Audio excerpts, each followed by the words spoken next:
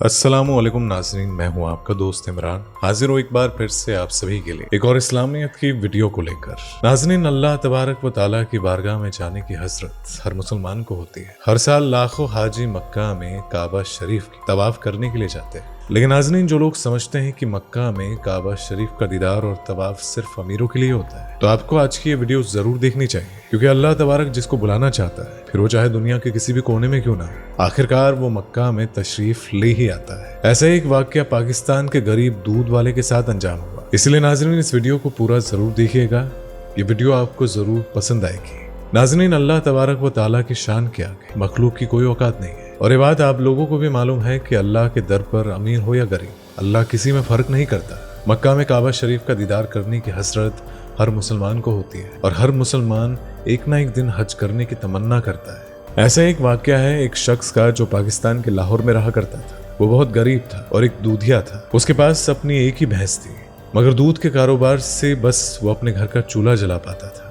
उसके दिल में हमेशा से ही हज करने की हसरत थी। हर साल जब भी मक्का से हज मुकम्मल करके कोई हाजी आता था, तो ये शख्स उसे गले लगाकर खुशी से मिलता था। एक रोज इस शख्स ने हज जाने की दुआ मांगी और मक्का जाने का इरादा कर लिया। इस दूध वाले ने लोगों से पूछा कि हज के लिए कहाँ जाना होता है। किसी ने उस दूध वाले को बताया कि हज के लिए पहले कराची जाना पड़ेगा। तो ये शख्स लाहौर रेलवे स्टेशन पर पहुंच गया और किसी से मालूम किया कि कराची वाली ट्रेन कौन सी है। इसके बाद कई दिनों तक वो दूध वाला लाहौर स्टेशन पर ही रहने लगा, लेकिन उसे कराची वाले ट्रेन के बारे में पता नहीं चल पाया। एक रोज टीटी ने सोचा कि यह शख्स बहुत दिनों से स्टेशन पर दिन रात गुजार रहा है, इसकी मदद करना सवाब का काम होगा। लिहाजा उस टीटी ने दूध वाले से पूछा कि तुम्हें कहाँ जाना है। उस दूध वाले ने पूरा वाकया टीटी को सुनाया। उस टीटी ने उस दूध वाले से कहा कि तुम मेरे साथ इस ट्रेन में सवार हो जाओ, ये ट्रेन कराची ही जाएगी। लिहाजा वो दूध वाला उस ट्रेन में चढ़ गया। कराची पहुंचा तो वहां किसी से मालूम किया कि हज के लिए कैसे जाया जाता है।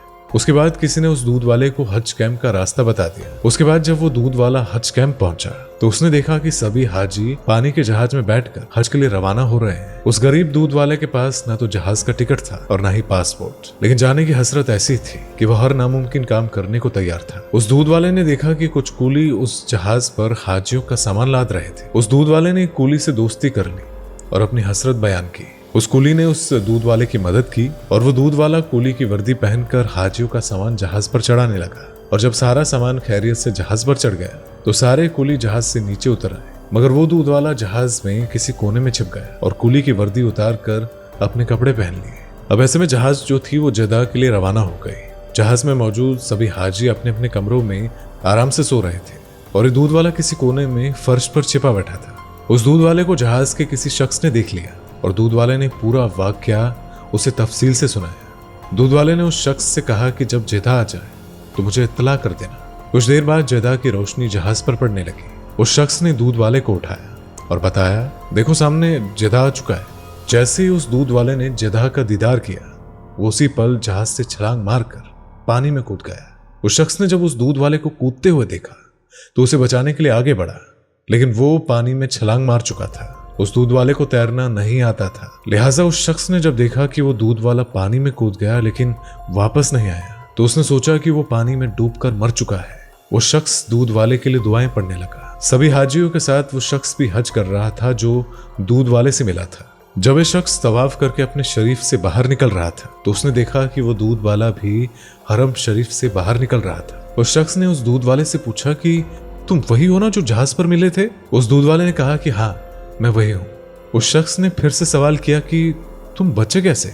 दूध वाले ने कहा कि सब बताता हूँ, तुम मेरे साथ चलो। हरम शरीफ के बाहर एक चमचमाती हुई महंगी कार खड़ी हुई थी। वो दूध वाला उस शख्स को उस कार में लेकर एक बड़े से घर में चला गया। वहां पहुंचकर उस शख्स ने दूध वाले से फिर से सवाल किया कि ये कार और ये घर किसका है और तुम कैसे बच गए? दूध वाले ने अपने मुलाजिम से कुछ खाने को लाने को कहा। दस्तरखान पर कई तरह के पकवान परोस दिए गए। उस शख्स ने एक बार फिर से दूध वाले से पूरा वाकया जानने की कोशिश की। दूध वाले ने पूरा मामला उस शख्स को तफसील से बताया। उस दूध वाले ने बताया कि मैंने अल्लाह को हाजी नाजी मानकर दरिया में छलांग लगा दी थी और दुआ की थी अपने उस परवरदिगार आलम से कि या मेरे आलम, कि तू ही अब मेरा मालिक है और तू ही मुझे काबा शरीफ का दीदार कराएगा। उस दूध वाले ने आगे कहा कि मुझे तैरना नहीं आता था, लेकिन दरिया की लहरें मुझे किनारे ले आई और जब मुझे होश आया तो मैंने खुद को इस बड़े घर के सामने पाया।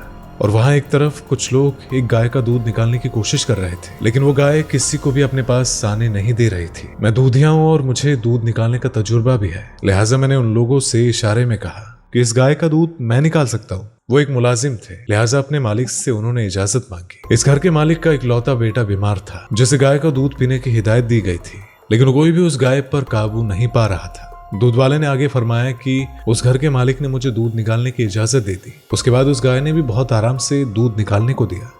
ये देखकर घर की मालकिन खुश हो गई और उसने उस दूध वाले को हमेशा वही रहने का हुक्म दे दिया। लेकिन दूध वाले ने फरमाया कि वो यहाँ नहीं रह सकता, जिसके बाद उस मालकिन ने ये घर और गाड़ी उसके नाम कर दी।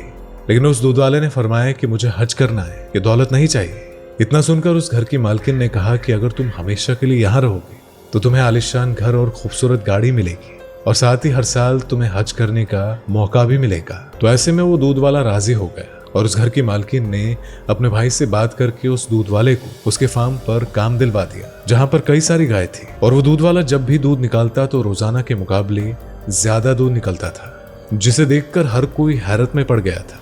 तो आखिरकार उस दूध वाले की हसरत भी पूरी हो गई और वो काबा शरीफ का दीदार कर पाया और हज मुकम्मल किया। उस घर की मालकिन ने उस दूध वाले से ये भी वादा किया था कि वो उसके बीवी बच्चों को भी उसके पास बुला लेगी। तो नाज़रीन, देखा आपने कि जब बंदे की नियत और कर्म पाक साफ होते हैं तो अल्लाह उसे हर चीज से नवाज देता है। उसके हज करने की हसरत भी मुकम्मल हुई और वो अमीर भी बन गया। बेशक अल्लाह जिसे चाहे हिदायत दे।